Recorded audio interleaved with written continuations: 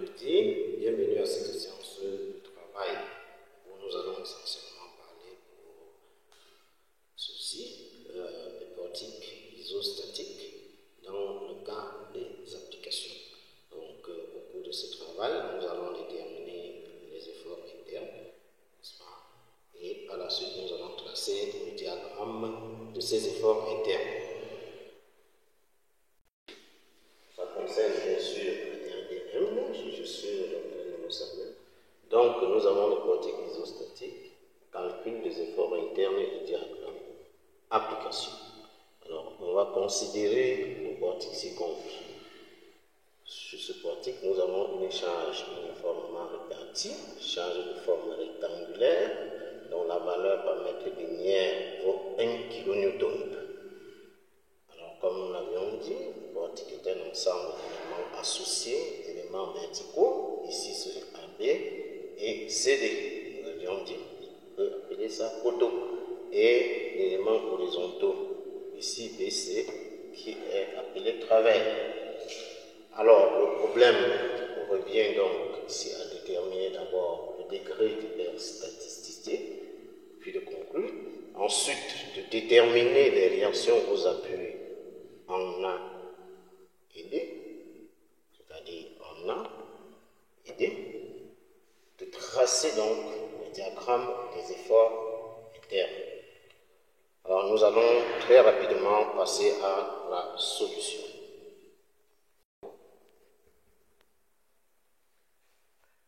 Petit 1, déterminant le degré donc d'hyperstaticité.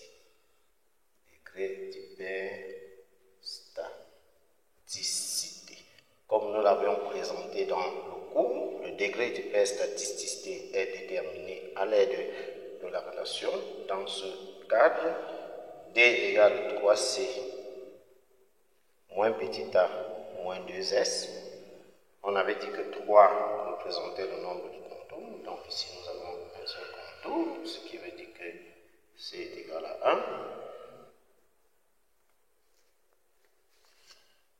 1. Était le nombre d'appuis doubles.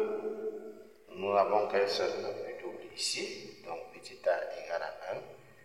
Et petit s représentait le nombre d'appuis simples. Dans notre système que nous étudions, nous avons un seul appui simple. Donc, petit s, donc, ce qui va nous conduire à 3 fois 1 moins 1 moins 2 fois 1. Donc 3 fois 1, 3, moins 1, moins 2 fois 1, 2, ce qui nous conduit à 3 moins 3, donc 0. Donc nous avons un degré d'hyperstaticité nul, ce qui entraîne à dire que notre système est isostatique.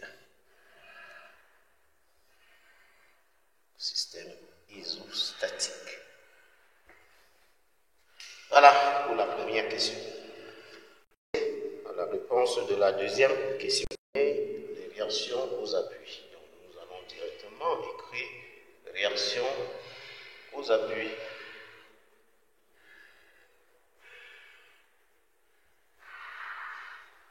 A et D. A, nous allons reprendre la figure. Et pour reprendre donc cette figure, nous allons modéliser en A. On aura une composante horizontale verticale RAY, RAX dirigée comme ceci. Nous avons l'effort F1. Nous allons essayer de présenter cet effort ici, qui arrive. La valeur de F1 au 5 kN. Voilà. Donc, nous avons F1 qui arrive là. Et puis nous avons la charge répartie qui se réduit en une charge Q qui sera bien sûr égale à petit q fois la longueur de la répartition qui correspond ici à 3. Donc ça nous donne 3Q, c'est-à-dire 3 kN, donc 3 kN. Nous pouvons ramener à 3000 newtons. Alors, donc nous avons B, A, D, et très rapidement, nous avons C. En D, s'exerce un seul effort vertical dans l'inertion RD.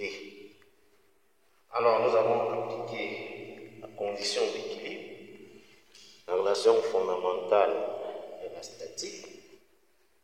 Somme des forces sera égale à 0. Pour étant nul, nous pouvons projeter donc sur les axes. Somme des forces suivant x égale à 0. Donc, on aura composante, bien sûr, nous travaillons dans ce repère orthonormé et J. Alors, nous aurons RAX plus F1 égale à 0, ce qui nous permet de dire que RAX est égal à moins F1, c'est-à-dire moins 5 kN ou encore moins 5000 newtons. Suivant Y, on aura composante comptée positivement RAY plus RD, comptée négativement moins Q égale à 0. Alors nous constatons que cette deuxième équation nous donne deux inconnus, sera égal à Q, c'est-à-dire à 3000 newtons. Alors elle ne nous permet pas de déterminer entièrement les deux valeurs, RAX et RD. Donc nous allons procéder à la deuxième condition d'équilibre, somme des moments. Là nous le faisons par rapport à A égale à 0. Nous faisons par rapport à A égale à 0, ça va nous donner le moment de F1 par rapport à A plus le moment de Q par rapport à A plus le moment de RD par rapport à A égale 0. Si nous avons le point de là. Alors, ce qui va nous donner, nous travaillons dans le sens positif comme ceci. Autour du point A, la force F1 ne favorise pas, donc s'oppose au sens rotatif. Donc ça fait moins F1 fois 5, puisque nous avons ici 5, et nous avons ici 3 mètres.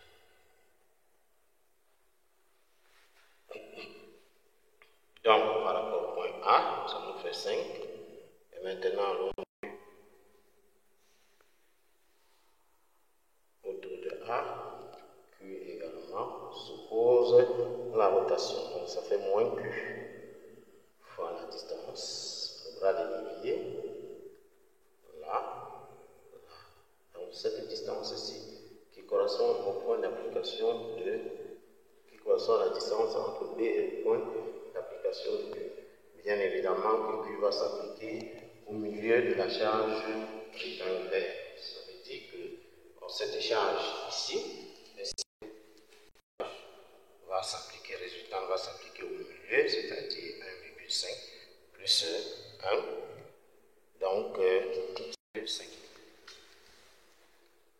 2,5 plus le moment de RD. Le moment de RD favorise le sens rotatif, donc c'est positif. RD.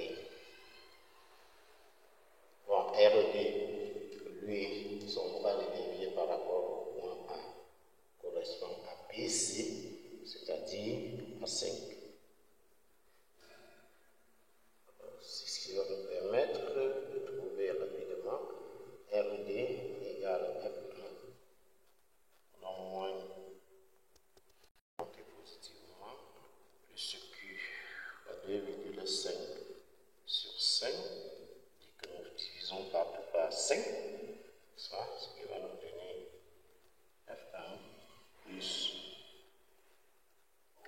c'est-à-dire 3000, nous avons en Newton, ça, 3000. Simplifie par 2,5, donc ici sur 2. Voilà. Ça va nous donner donc 5000 plus 1500. Donc nous avons RD qui va nous donner 6500 newtons. Voilà, nous avons trouvé RD en appliquant la troisième relation, c'est-à-dire somme des moments égale à 0. Ayant trouvé R et D, nous pouvons donc revenir dans la deuxième équation, trouver R à Y.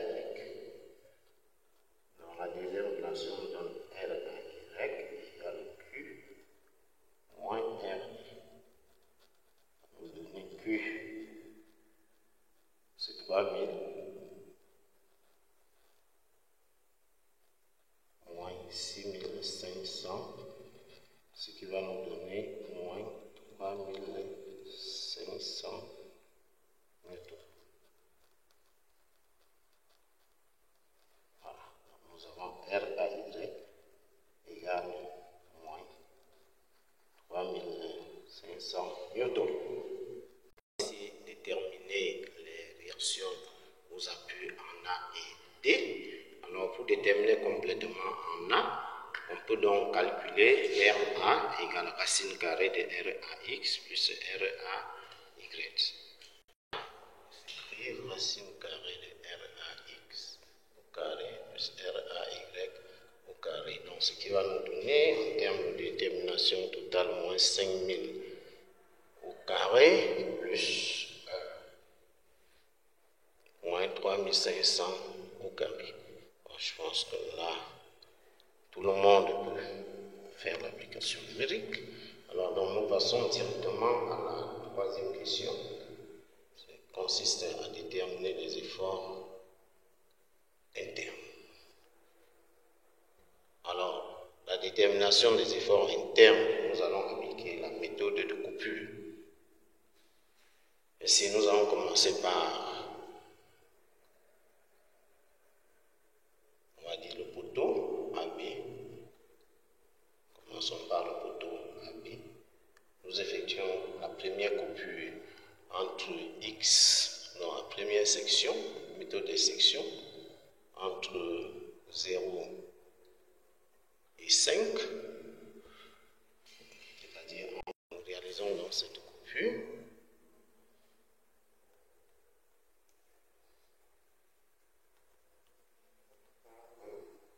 Là, nous avons le point A, c'est RAY, RAX. Nous avons fait donc la coupure. Nous allons appeler G1 d'après les conventions de cours sur les portiques. Nous avons D1, N1, et là le moment fléchissant MF1. Voilà, donc nous sommes ici à X, excusez, là, de A jusqu'à G1, nous sommes à X. Voilà. Alors, il s'agit de déterminer N1, D1 et MF1. Nous allons y aller très rapidement, c'est-à-dire les conditions, principes fondamentales de la statique sont les forces par rapport à x égale à 0. Si nous respectons le sens de notre repère choisi, alors nous nous retrouvons avec D1 plus RAX égale à 0. Donc D1, effort tranchant sur cette première section sera égal à moins RAX, c'est-à-dire RAX qui était égal à moins moins 5000 newtons. Donc nous aurons ici 5000 newtons T1. Suivant l'axe des Y, ça va nous permettre de déterminer N1. On aura donc N1 plus RAY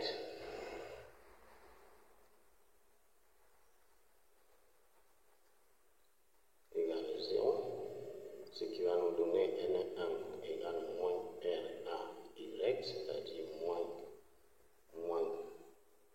3500. Donc N1 égale à 3500 newtons. Là, cette première section, maintenant le moment sera donné par la somme des moments par rapport à G1 égale à 0.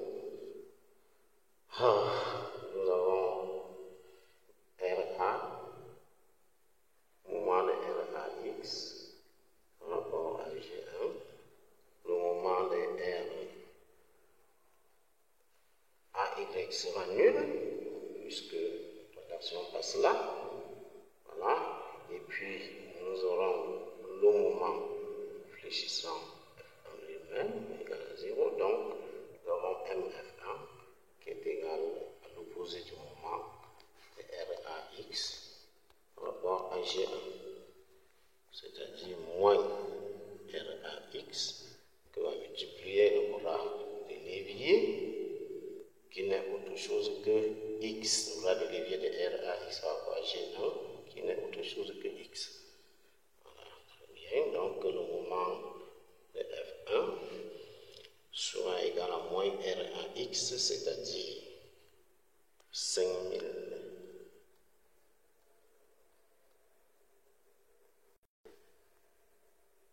Alors, on peut donc constater que pour X égale 0, le moment fléchissant est nul, et que pour X égale à 5,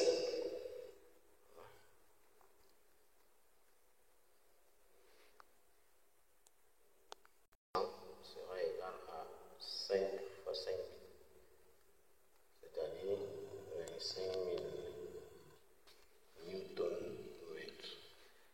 Alors ici, nous avons le signe moins qui est là, mais nous avions RAX lui-même qui était avec un signe moins, donc ici c'est plus. Voilà, en ce qui concerne la première section. Dans la deuxième section, nous sommes toujours sur le poteau AB. La deuxième section concerne alors la valeur de X comprise entre 5 et 8. Alors, si nous représentons très rapidement, la coupure va se faire donc entre 1, une application de F1 et B. Donc la coupure se fait à ce niveau. Alors, en considération. Donc, là, nous partons du point A avec ces deux efforts l'effort horizontal et l'effort vertical.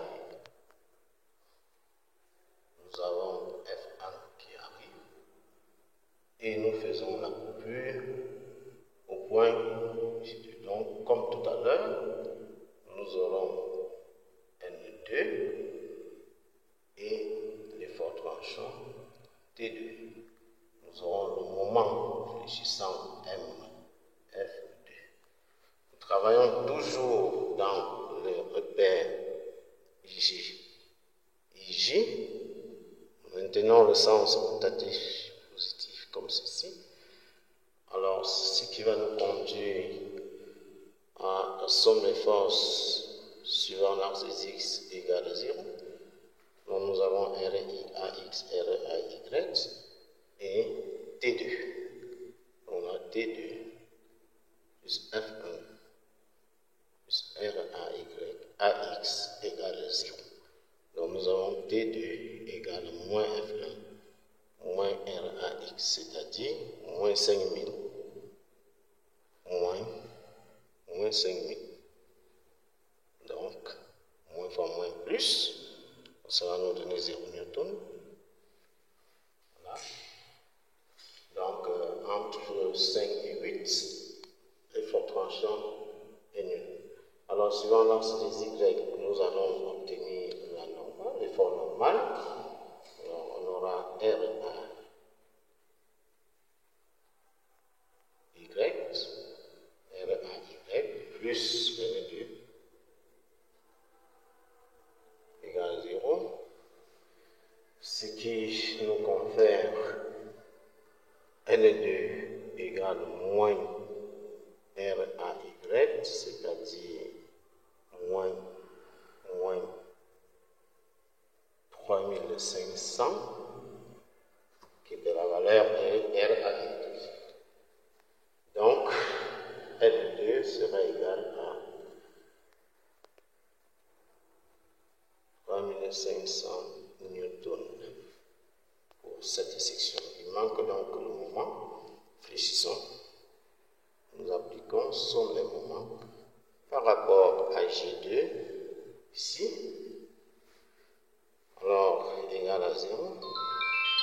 Nous aurons 2 plus le moment de Rx par rapport à RAX par rapport à G2 plus le moment de F1 par rapport à G2 égal à 0, ce qui va nous conduire à MF2 égale l'opposé du moment de RAX par rapport à G2.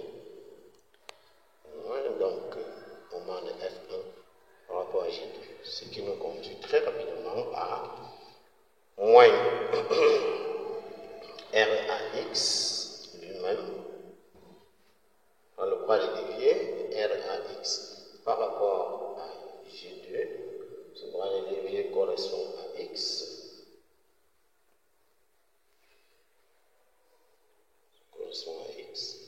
voilà, moins le moment de F1 lui-même, son bras de levier, qui correspond, nous sommes à 5 mètres, son bras de levier correspond à X moins 5.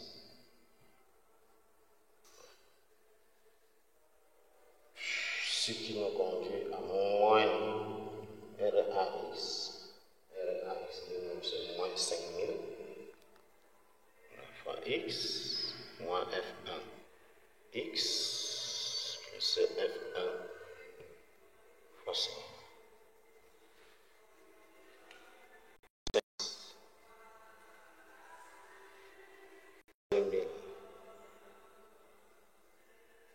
Fois 5000, donc 5000 fois 5, plus 5000x, donc ça nous donne 25 000 Nm. Donc, dans cette section entre 5 et 8, le moment fléchissant est une constante. Voilà en ce qui concerne la deuxième section. Bien, nous avons fini avec Do AB. Nous allons aller donc sur la travée BC, qui porte donc la charge répartie. Il apparaît ici que nous aurons à faire une, deux, puis une troisième. Ça nous donne 25 000 newtons. Dans le moment de F3, 25 000 newtons mètres.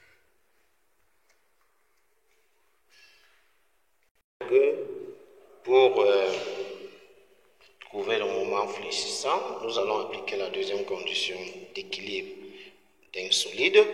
Donc, somme des moments de force par rapport à J3. Il y aura le moment F3, le moment RAX, le moment RAY et le moment de F1. Ce qui va nous donner somme des moments de de force par rapport à G3 égale 0, ce qui équivaut au moment fléchissant 3 plus le moment de F1 compté positivement plus le moment de RAX compté positivement plus voilà, le moment de RAY par rapport à G3 égale à 0. Alors dans le sens rotatif, on va constater que le moment soit de R à Y ne favorise pas le sens de rotation. Compté négativement. Le moment sera compté négativement. Bien, donc plus fois moins de moins, donc nous maintenons le moins. Ce qui fait que le moment de F3 serait égal à moins le moment de F1.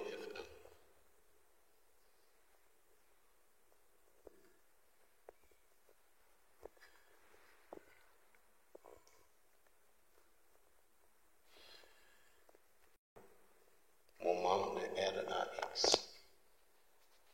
Par rapport à G3 moins le moment de RAY par rapport à G3.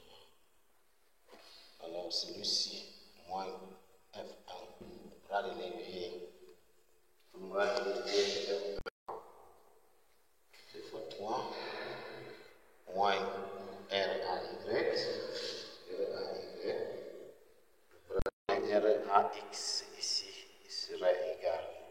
Son bras de levier c'est 8, tandis que le bras de levier de RAY sera égal à X. Moins 5000 fois 8 moins RAY lui-même qui est égal à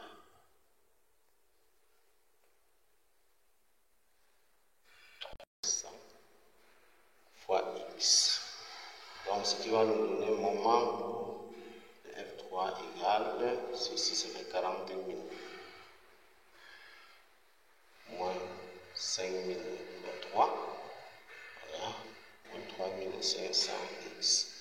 Ce qui va nous donner moins 3500X plus 5000. Donc voilà l'expression du moment fléchissant.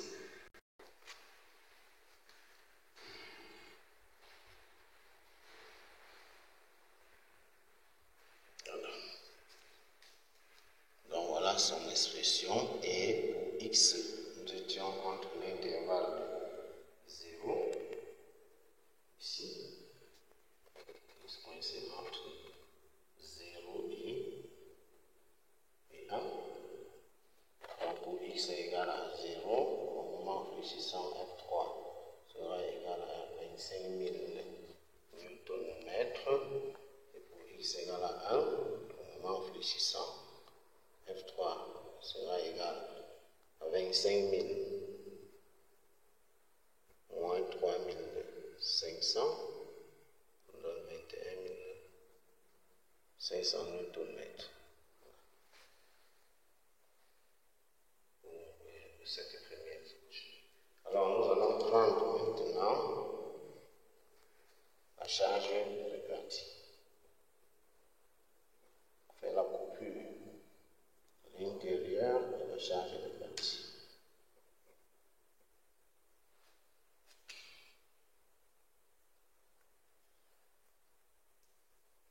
Au point A, nous aurons toujours RAY.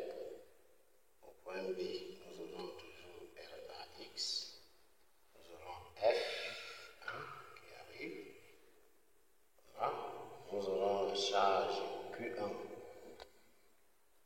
qui arrive ici.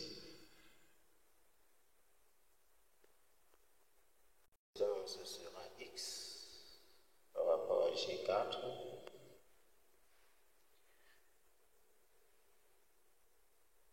Nous aurons les efforts, l'effort T4, l'effort normal N4, le moment fléchissant MF4.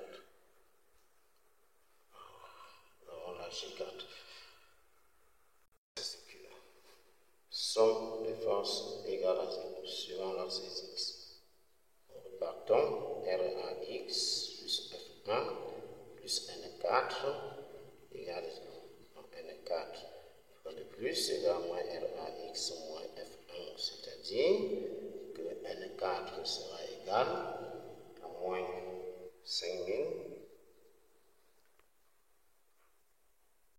plus moins 5000 moins 5000. Ça va nous donner 0 newton. Alors N4 égale 0 newton. C'est bon. Alors il va rester somme des forces verticales RAY moins Q1 RAY moins Q1 moins T4 égale à 0. Ce qui nous permet de trouver la solution de l'effort tranchant qui sera égal à RAY moins Q1 qui va nous donner RAY c'était moins 3500 voilà moins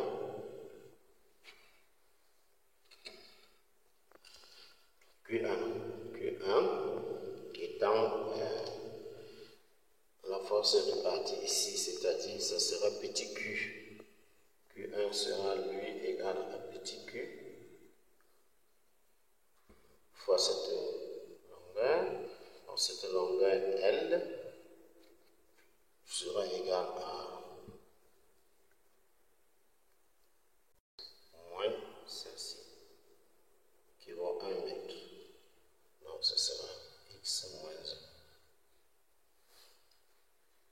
Voilà, or Q était égal à 1 kN par mètre, donc 1000 newtons. On fait moins 1000 facteur de x moins 1.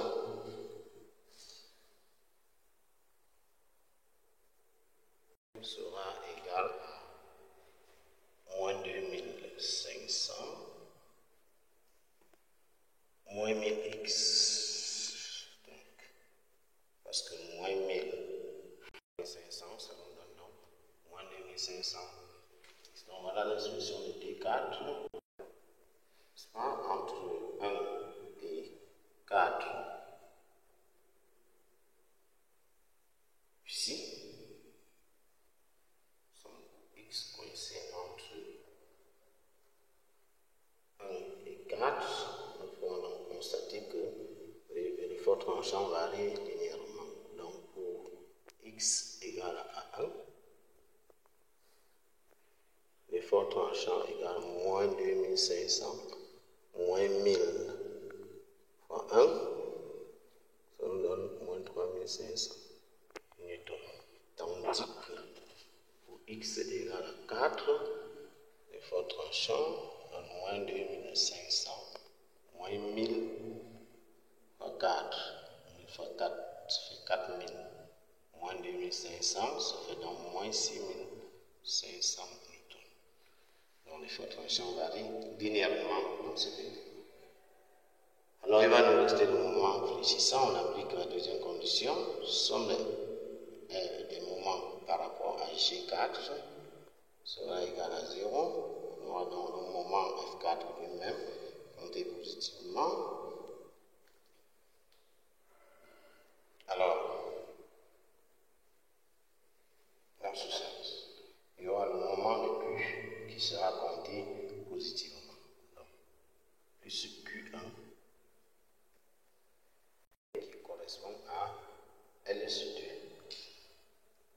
Q1 fois son bras de dévié qui correspond à L sur 2. Alors, et le moment de F1 qui sera compté positivement, le moment de F1 sera compté positivement, ça fait F1 par son bras de dévié qui correspond à 3 toujours, ici, 3 mètres. Son bras de dévié par rapport à G3 correspond à 3 mètres. On va le moment de R à X compter aussi positivement fois le bras de dévié qui correspond à 8. Et maintenant, le moment de R à Y qui s'oppose à la rotation. RAY montant s'oppose à la rotation. J'insiste là-dessus. RAY montant s'oppose à la rotation autour de G4. Donc, son moment est compté négatif. Au moins RAY fois son bras de levier qui sera égal à X. Son bras de levier sera égal à X. Donc, tout ceci est basé.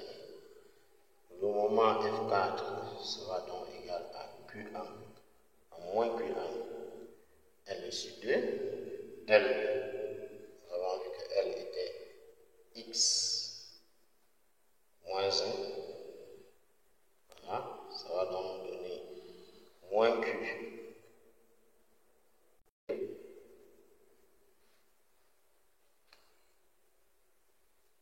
X moins 1, que va multiplier encore X moins 1 sur 2, plus 3 fois 5000, plus moins RAX qui était moins 5000 bien sûr, fois 8,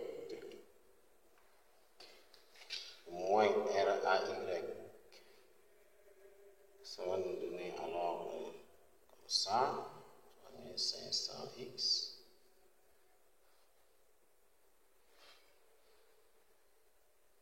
Donc, nous aurons moins 500 facteur de X moins 1 carré plus 25 000.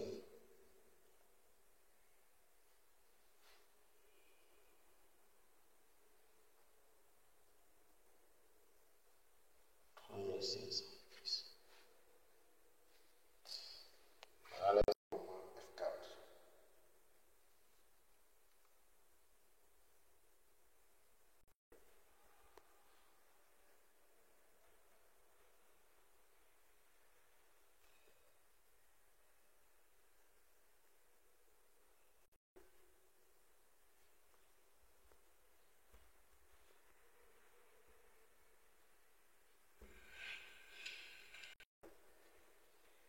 Donc voilà, nous pouvons constater ici qu'il y a une puissance 2, ça veut dire que ce moment pourra passer par un extrémum.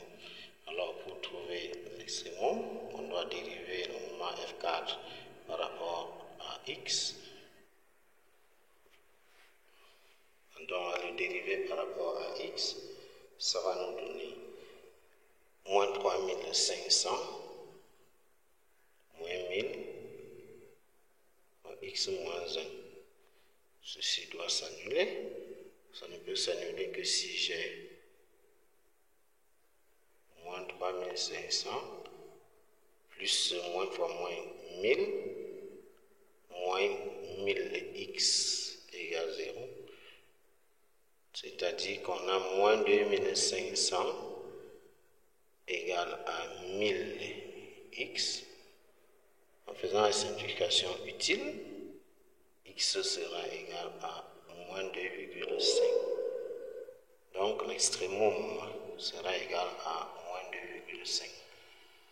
Voilà en ce qui concerne la valeur extrémale qu'on aura au moment fléchissant, n'est-ce pas, pour x coincé en. Alors il faudra calculer les valeurs de ce moment pour x égale à 1 et pour x égale à 4. 4 pour x égale à 1 sera égal à moins 3500 fois 1 plus 25 000 moins 500 fois 1 moins 1 au carré. Le 1 moins 1 vont s'annuler.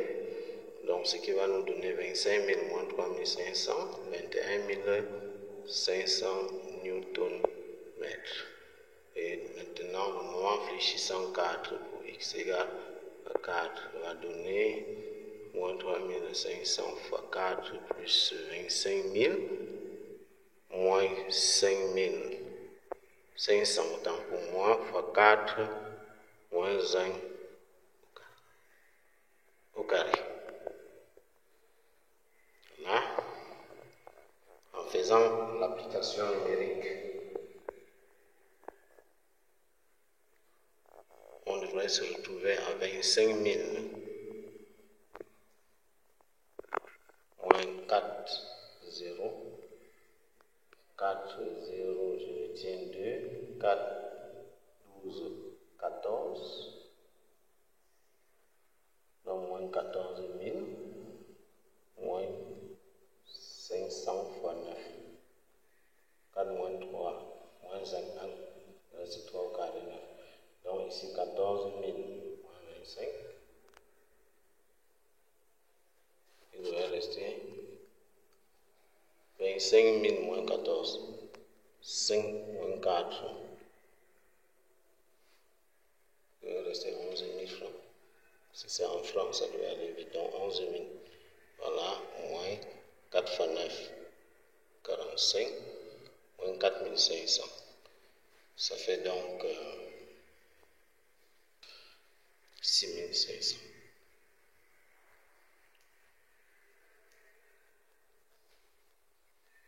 Donc, le moment F4 où x égale à 4 donne 6500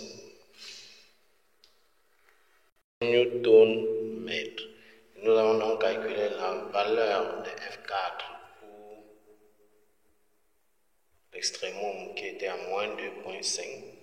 Ça va nous donner moins 3500 fois moins 2,5 plus 25 000 moins 500 que va multiplier 2,5 moins 1 au carré, ce qui va donner après calcul. Le calcul, on aura 1 plus fois 5 divisé par 2.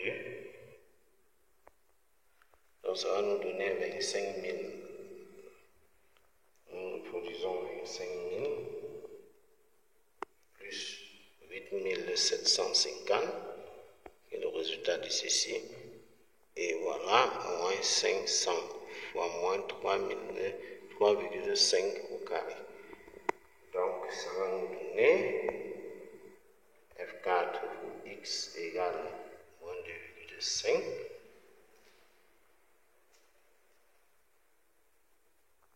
Donc 3,5. Donc 3,5 fois 3,5, ça nous donne 12,25 fois 500. Ça nous donne 6125. Le moins au carré va donner 1. Donc ici, ça sera négatif. Ce qui fait que nous allons avoir plus ici. Ça nous fait 8750 moins 25 000, ce qui nous donne moins 27 625. Comme nous avons utilisé l'opération inverse, alors ça va nous donner 27 625. Voilà la valeur du moment infléchissant, n'est-ce pas, maximum. 625 Newton mètre. Voilà, ayant fini avec cette section qui prenait en compte la charge répartie, on va continuer avec la section suivante qui est x, lui est comprise toutefois là entre 4 et 5, c'est-à-dire que nous sommes ici. On va procéder à une coupure maintenant ici, puisque la coupure de tout à l'heure était à ce niveau. Nous allons procéder donc à cette coupure. En présentant directement au point A les actions R, A, Y, R, A, X, l'effort F1.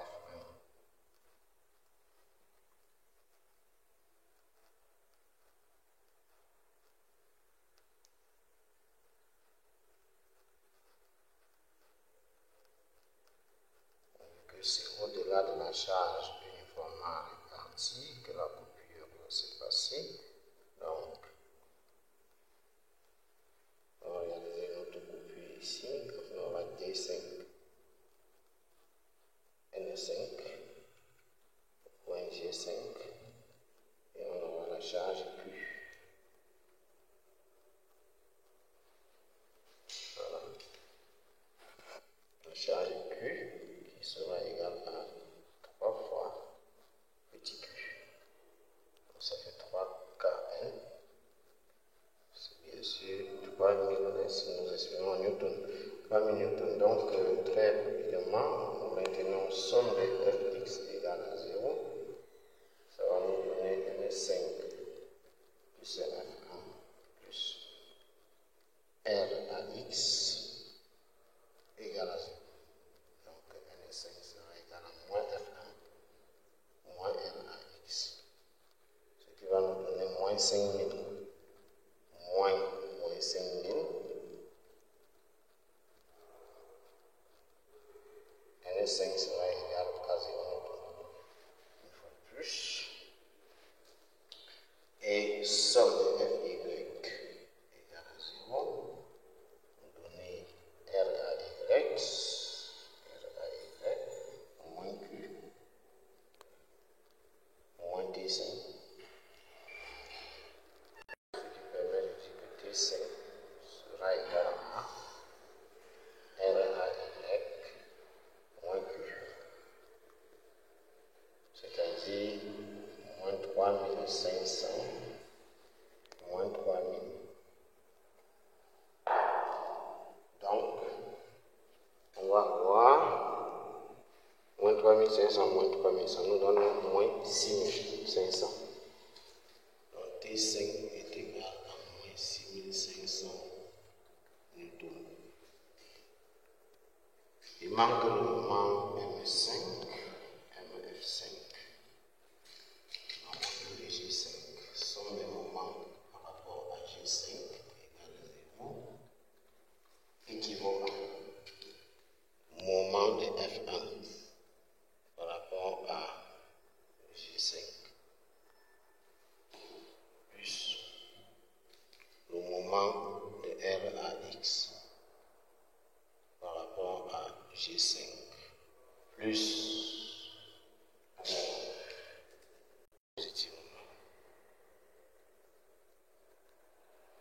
moins le moment de R à Y qui s'oppose à la rotation choisie égale 0, ce qui va nous donner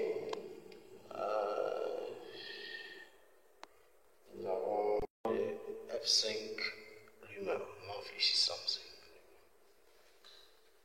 Donc le moment fléchissant 5 sera égal à moins MF1 par rapport à G5 moins MR à X par rapport à G5 moins MQ par rapport à G5 plus MR à Y par rapport à G5. Voilà. Donc ici ça fait moins F1 comme tout à l'heure, ça reste, on est toujours sur la travée, donc fois 3, moins R à X, nous sommes toujours sur la travée fois 8, moins MQ, ça fait moins Q lui-même. Alors là, attention, pour cette distance ici. Alors que nous sommes là, à X, c'est pour cette distance. Alors, que je vais appeler D. La détermination de D, D sera égal à X moins cette autre distance.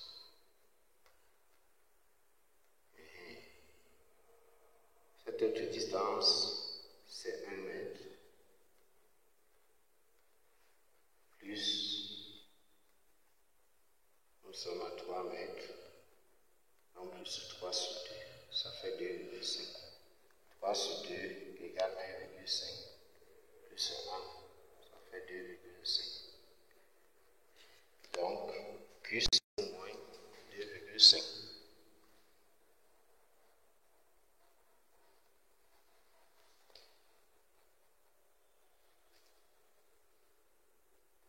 Moins, donc, plus AY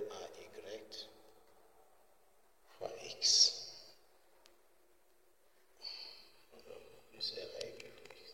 Donc ça nous donne moins 5000 fois 3, moins 5000 fois 8, moins Q qui est 3000 fois X, moins 2,5, moins 3500 X. Ce qui va nous donner moins 15 000 plus 40 000 moins 3000 X plus 2,5 fois 3000 moins 3500 X. On a moins 6500 X. Voilà. Ici, ça fait 25 000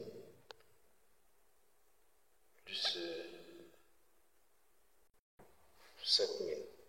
Ça fait 32 500. Voilà, donc, au moment fléchissant F5, cela donné par cette relation. Donc, on a constaté que X au moment fléchissant varie linéairement, avec un coefficient de croissance négatif.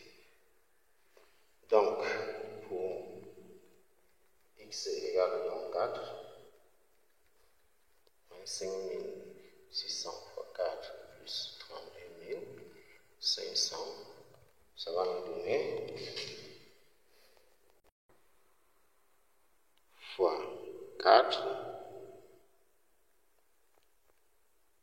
ça nous donne 26 000, donc moins 26 000 plus 32 500, ça nous donne moins 6500 Newton-mètres.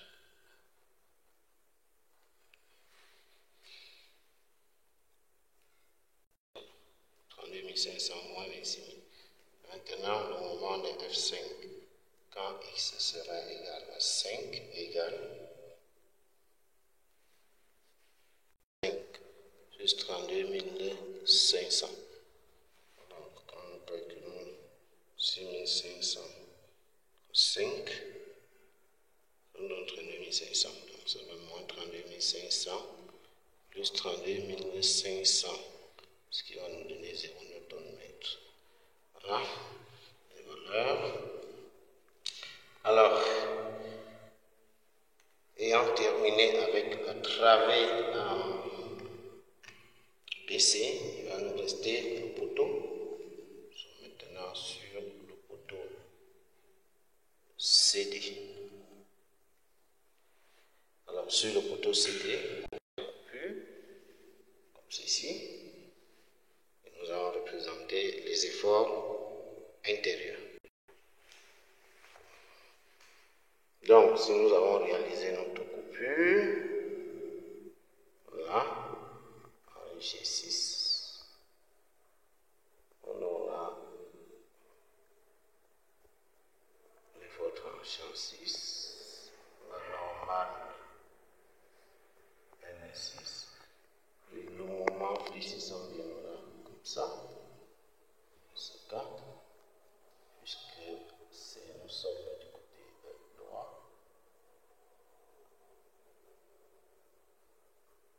Alors, on aura la réaction en D, si on appuie en D, RD. Donc, nous avons somme de Fx égale à 0, ça va nous donner D6 seulement, sera égal à 0. Nous aurons somme de Fy égale à 0, nous aurons RD plus N6 égale à 0. Donc N6 sera égal à moins RD. Nous avions trouvé RD 6500, donc ça fait moins 6500.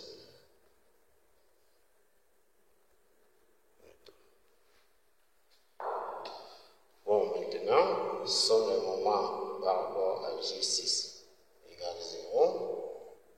ça va nous donner MF6 moins fléchissant 6 seul, puisque le bras de levier de RD par rapport à G6 est nul, de même N6. Donc M6, F6 égale 0. Alors ici déterminer les efforts intérieurs dans notre portique. Il nous reste à passer à la question 4 qui consiste à tracer le diagramme des efforts.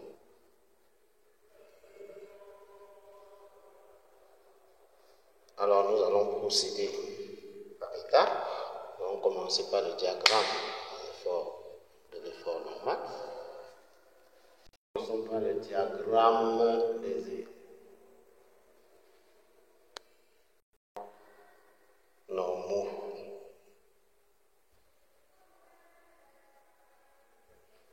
Nous avons vu que entre A et B, elle nous prenait une valeur constante qui était 3500 newtons, alors qu'entre B et C, elle nous prenait une valeur nulle. Entre C et D, elle nous prenait une valeur moins 6500 newtons. Alors, ce qui nous permet très rapidement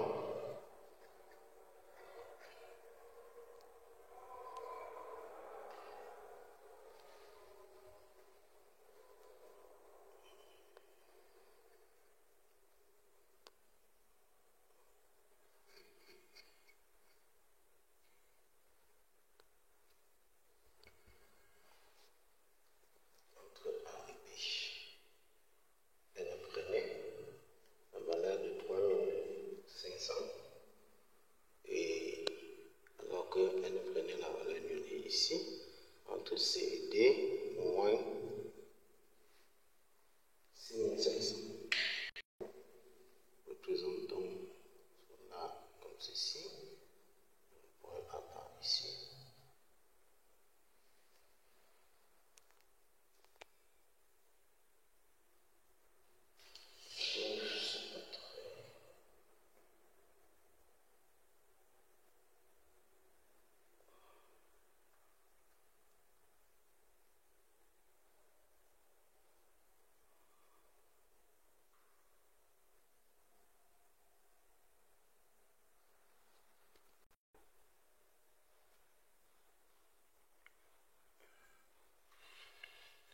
Voilà pour AB, l'effort normal.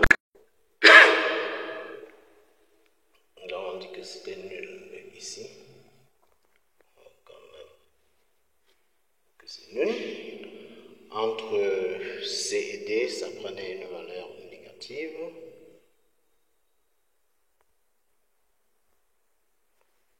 Donc,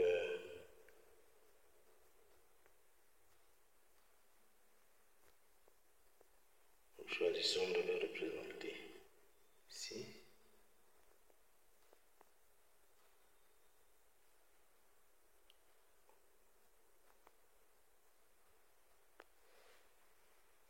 Respecter l'horizontalité. Voilà, nous faisons voilà.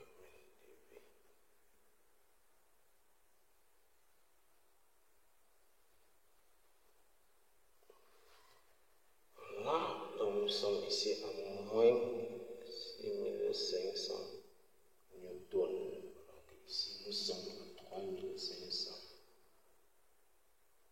newtons.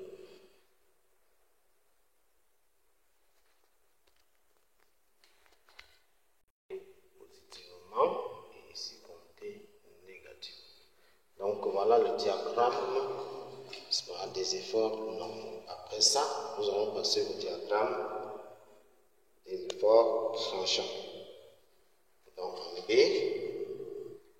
effort tranchant.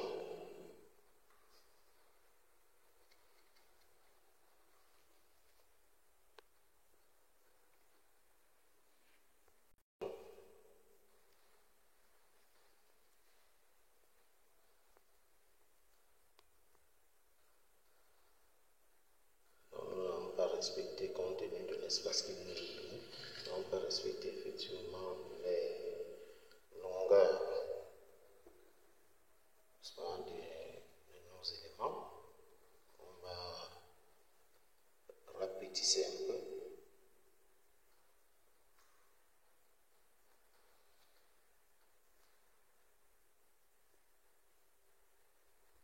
Voilà.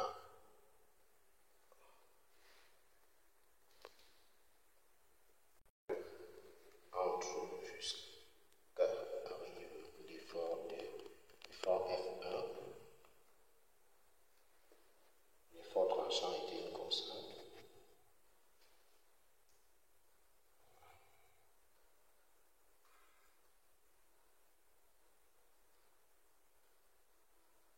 Et au-delà de F1, entre 5 et 8, l'effort tranchant est nul.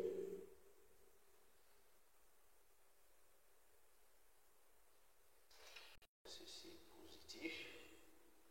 Donc si je prends un diagramme, ça va aller comme ceci. Oui, c'est égal à 0 jusqu'à là. Et puis là, c'est nul. Entre C et C, donc moi A, B, C, D,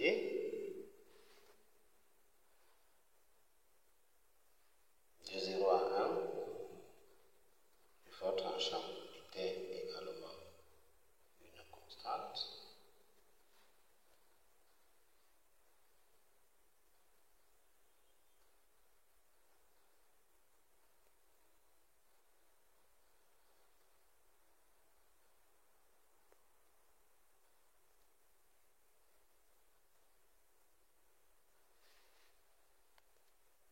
De 0 à 1, l'effort tranchant est une constante. De 1 à 4, l'effort tranchant subissait une variation linéaire de façon croissante.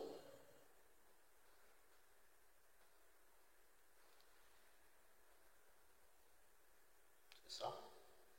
Pour x égale à 1, on avait 3500. Pour x égale à 1, on avait moins 3500. Et pour x égale à 4, on avait moins 6500. Variation linéaire de cette forme.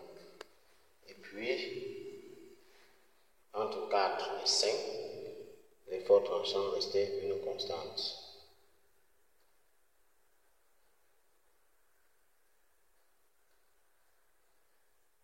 Donc, ce qui nous permet d'avoir ce diagramme de l'effort tranchant sur la travée avec une valeur négative permanente. Donc, à tous les niveaux, l'effort tranchant était négatif sur la travée BC. Et maintenant, sur la travée, sur le poteau, ou sur CD, nous avons vu que l'effort tranchant était nul. Donc ici, CD, l'effort tranchant était nul. Voilà comment nous pouvons représenter donc le diagramme des efforts tranchants. Après avoir représenté ce diagramme des efforts tranchants, il nous reste bien évidemment le diagramme du moment fléchissant, ce qui va faire l'objet de petit c. Sur le moment fléchissant.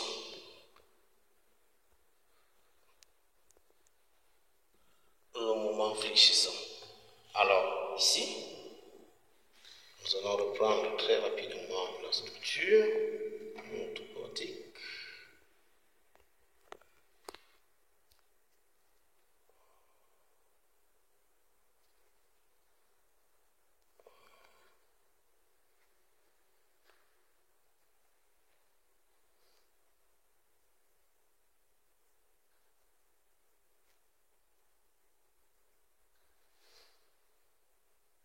Nous avions une zone où il y avait la charge répartie entre 1 et ça.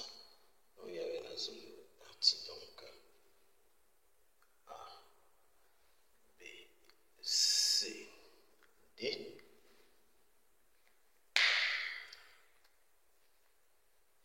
Nous avions observé que le mouvement fléchissant variait linéairement, n'est-ce pas, de A jusqu'à l'application de la force F, fait varier linéairement, elle valait 0. À l'application de la force F, elle valait, sa valeur, je vais dire, était de 2500, 000 newtons par mètre.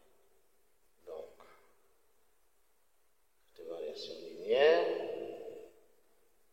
la représentons comme ceci.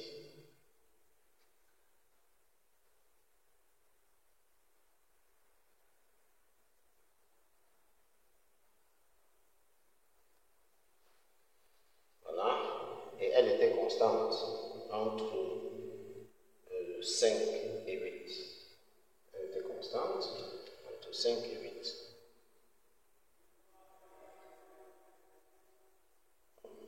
Donc elle maintenait la valeur de 25 000 newtons. Voilà. Comme ça.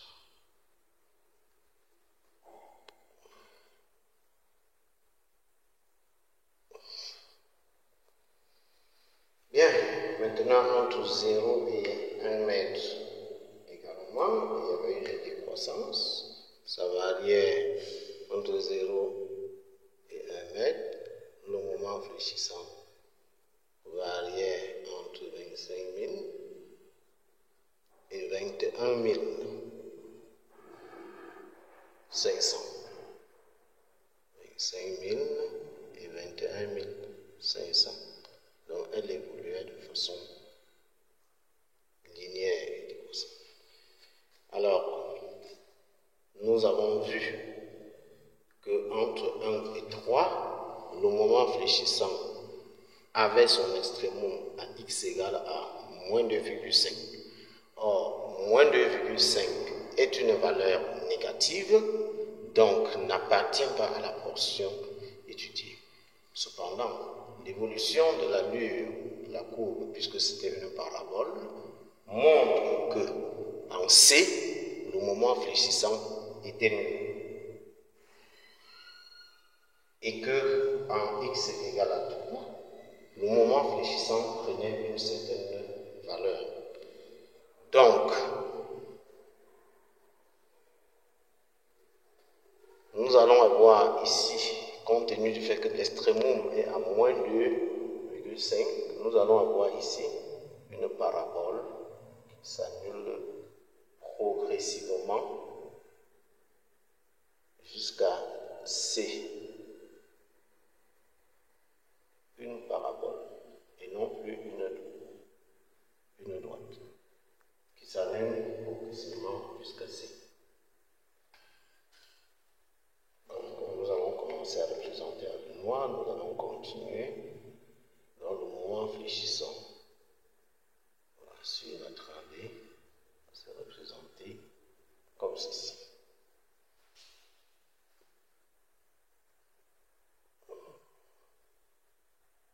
Il prend la valeur 0.